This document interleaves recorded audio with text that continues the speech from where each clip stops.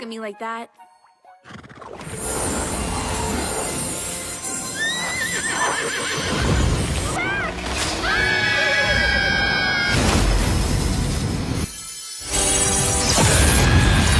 तो कहानी की शुरुआत छोटी छोटी फेथ फेरीज और यूनिकॉर्न से होती है, और वो भी कोई नॉर्मल यूनिकॉर्न नहीं बल्कि मैजिकल्स यूनिकॉर्न थे। इसके बाद हम दूसरी तरफ सोफिया को देखते हैं जो एक हॉर्स राइडर है और उसे अपने डैड की तरह राइडिंग करना अच्छा लगता है। लेकिन सोफिया अपनी मॉम को बिना बताए राइडिंग करने चली गई थी, इसलिए उसकी मॉम गुस्सा थी। उसकी मॉम कहती है तुम ऐसे ही बिना बताए कहीं चली मत जाया करो, लेकिन सोफिया हॉर्स राइडिंग के लिए कुछ भी कर सकती थी। नेक्स्ट मॉर्निंग सोफिया को एक इन्विटेशन कार्ड मिलता है और वो इन्विटेशन कार्ड उन्हीं फेथ फेरीज ने रखा था। उन्होंने सोफिया को इनवाइट किया था हॉर्स राइडिंग सीखने के लिए। ये देखकर सोफिया बहुत खुश हो जाती है, लेकिन उसकी मॉम नहीं, क्योंकि कुछ सालों पहले सोफिया के डैड भी हॉर्स राइडर थे, लेकिन एक एक्सीडेंट में उनकी डेथ हो चुकी थी। इसलिए सोफिया की मॉम उसे दूर नहीं करना चाहती थी, लेकिन सोफिया तो जाना चाहती थी। इसलिए वो नाराज होकर अपने कमरे में चली जाती है और वो अपने डैड की पिक्चर्स देखने लगती है। वो उदास भी थी। तभी वो विंडो से बाहर जाकर अपने हॉर्स से बात करने लगती है और उससे अपने डैड के बारे में बातें करने लगती है। उसे लगता है कि वो किसी खास काम के लिए बनी है और वो जानना चाहती थी कि ऐसा कौन सा खास काम है जो वो कर सकती थी।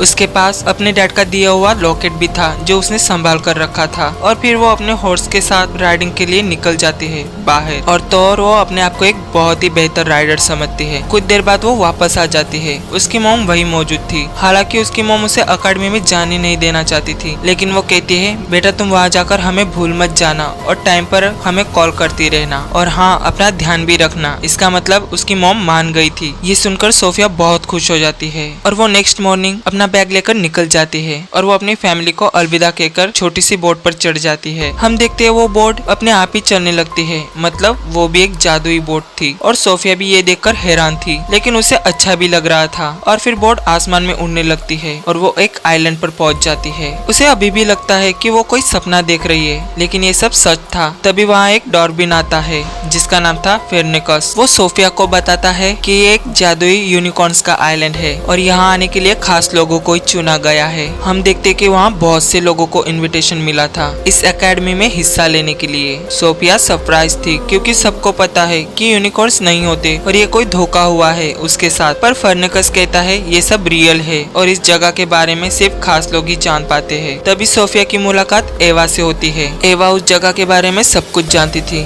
लेकिन कभी वहाँ आई नहीं थी और वो बहुत एक्साइटेड थी इस जगह का हिस्सा बनने के लिए। तभी वहाँ मिस वो यूनिकॉर्न आइलैंड की हेड थी और वही इस आइलैंड को संभालती थी और इस आइलैंड का देखभाल करती थी। वो कहती है इस दुनिया में जितना भी मैजिक है सभी यहाँ से आता है और यहाँ का जादू ही सभी लोगों की रक्षा करते हैं। प्रिमरोज ने उन सभी को इनवाइट किया था ताकि उन सभी का नाम इस जगह की हिस्ट्री में हो और वो लोग भी यूनिकॉर्न्स के साथ मिलकर उस जगह को प्रोटेक्ट कर सके। इसके बाद उन सभी को फेथ फेरीज के हिसाब से चुना जाता है कि कौन किसके साथ रहेगा। एवा और सोफिया साथ में ही होते हैं, लेकिन उनके साथ माइकल भी स्टे करने वाला था। माइकल इस जगह को सोशल मीडिया पर शेयर कर रहा था कि मिस फ्यूरी उसे ये करने से मना करती है और उसे वार्निंग देती है कि इस जगह के बारे में किसी और को पता नहीं चलना चाहिए। और माइकल इस बात को समझ भी जाता है। वहाँ एक लड़की थी वेलेंटिना, जिससे बहुत ही एटीट्यूड था और वो अपने आप को बहुत ही खास समझती थी क्योंकि उसकी फैमिली मेंबर्स ने इस यूनिकॉर्न आइलैंड को ढूंढा था और मिस फ्यूरी उसकी आंटी भी थी,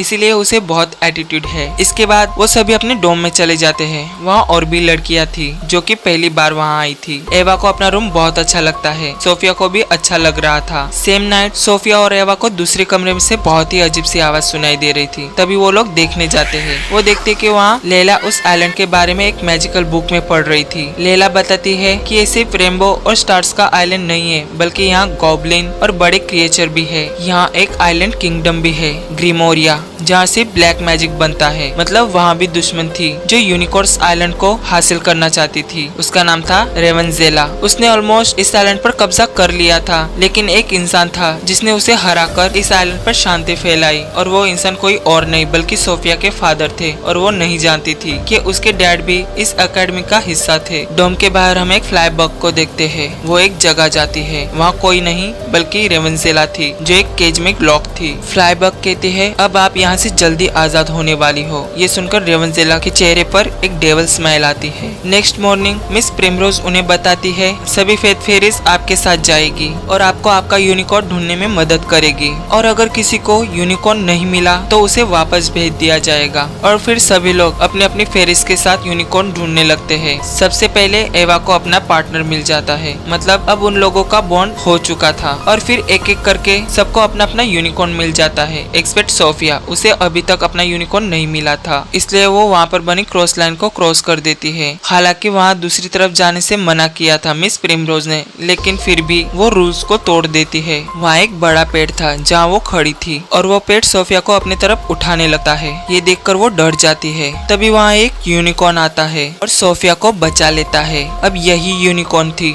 सोफिया की पार्टनर। वो सभी लोग वापस आ जाते हैं। सोफिया के पास भी अपना यूनिकॉर्न था, लेकिन फ्यूरी को पता चल गया था कि सोफिया ने लिमिट लाइन क्रॉस की थी और वो कहती है रूल्स रूल्स होते हैं, अब तुम अपना बैग पैक कर लो। और फिर सोफिया उदास हो जाती है और चली जाती है। एवा को भी अच्छा नहीं लग रहा था। सोफिया अपने कमरे में जा ही रही थी, तभी उसे वहाँ एक स्टैचू दिखाई देता है। वो उसके डैड थे। तभी प्रिमरोज आकर उसे सब बताती है कि उसके डैड भी इस अकेडमी के वॉरियर थे और उन्होंने ही रेवेंजेला को कैद किया था। और तो और सोफिया को जिस यूनिकॉर्न ने बचाया था वो उसी के डैड का यूनिकॉर्न था। उसका नाम था वाइल्ड स्टार। प्रिमरोज कहती है तुमने रूल को तोड़ा है, फिर भी मैं तुम्हें एक चांस देती हूँ अपने आप को प्रूफ करने के लिए। ये सुनकर वो बहुत हैप्पी हो जाती है। एवा को भी अच्छा लग रहा था क्योंकि अब सोफिया नहीं जाने वाली थी। इसके बाद फेथ फेरीज उन सभी के यूनिकॉर्न्स को नाम देती है और साथ ही उन्हीं के कपड़े भी चेंज कर देती है। वो सभी दिखने में बहुत ही अच्छे लग रहे थे। दूसरी तरफ रेवेंजेला भी वहाँ से निकलने का प्लान बना रही थी और वो जानती थी कि वो जल्द ही वहाँ से आजाद होने वाली है। यहाँ मिस वाइल्डवुड सभी को राइड करना सिखा रही थी। वो कहती है तुम्हें अपने पार्टनर की सवारी करने के लिए उनके साथ बॉन्ड करना जरूरी है, तभी उनके पास जादुई ताकतें आएगी। सभी लोग अपने यूनिकॉर्न पर बैठकर राइड करने लगते हैं, लेकिन वाइल्ड स्टार सोफिया की बात ही नहीं मान रहा था। इवन सोफिया तो हॉर्स राइडिंग अच्छे से जानती थी। ये देखकर वैलेंटिना उसका मजाक बनाती है और कहती है शायद तुम्हारा वाइल्ड स्टार तुम्हें बच्ची समझता है। तभी सोफिया को दूसरी तरफ शोर सुनाई देता है और वो वहाँ जाती है, लेकिन वाइल्ड स्टार उसे आगे नहीं जाने देता और आखिरकार सोफिया को वहाँ से जाना पड़ता है। हमें पता चलता है वहाँ रेवेंजेला का पालतू था जो सोफिया को किडनैप करने आया था, लेकिन वो नहीं कर पाते और फिर ऐसे ही पूरा वीक बीत जाता है। लेकिन वाइल्ड स्टार अभी भी सोफिया को समझ नहीं पा रहा था। एवा ने तो अपना बॉन्ड भी बना लिया था, लेकिन सोफिया एक दिन वहाँ दो छोटी छोटी मैजिकल बॉल्स आती है जिन्हें पकड़ना बहुत मुश्किल था। सोफिया को लगता है वो उन्हें पकड़ लेगी, लेकिन वाइल्ड स्टार यहाँ भी हार जाता है और पीछे से वैलेंटिना आकर उस बॉल को पकड़ लेती है। सोफिया को बहुत बुरा लगता है। वो वाइल्ड स्टार से कहती है मैं तुम्हारा मैजिक वापस लाने की कोशिश कर रही हूँ और तुम हो कि मेरा साथ ही नहीं दे रही। वो ये भी कहते हैं कि मुझे लगा मुझे मेरे डैड के किसी हिस्से से जुड़ने का मौका मिला है, लेकिन शायद मैं गलत हूँ, और वो वहाँ से चली जाती है। एवा उसे समझाती है कि वाइल्ड स्टार तुम पर भरोसा करती है, लेकिन वो खुद पर भरोसा नहीं कर पा रही। उसे लगता है कि जैसे वो तुम्हारे डैड को खो चुके हैं, कहीं वो तुम्हें भी ना खो दे, इसलिए वो ये सब कर रही है। हम बाहर वाइल्ड स्टार को भी देखते हैं कि अचानक उसकी चिल्लाने की आवाज आती है और फिर सोफिया, एवा और लैला चेक करने जाती है। फर्निकस कहता है कि किसी ने मुझे डस्टबिन में फेंक दिया और वाइल्ड स्टार को ले गए, मुझे पता भी नहीं चला कि कौन था। सोफिया बहुत परेशान हो जाती है। फर्निकस कहता है कि उसे स्टोन केव में ले गए होंगे जहाँ रेवेंजेला कैद थी। और फिर ज्यादा देर न करते हुए सोफिया और बाकी सब भी उसी तरफ निकल जाते हैं और वो लोग एक बीच के पास आ जाते हैं।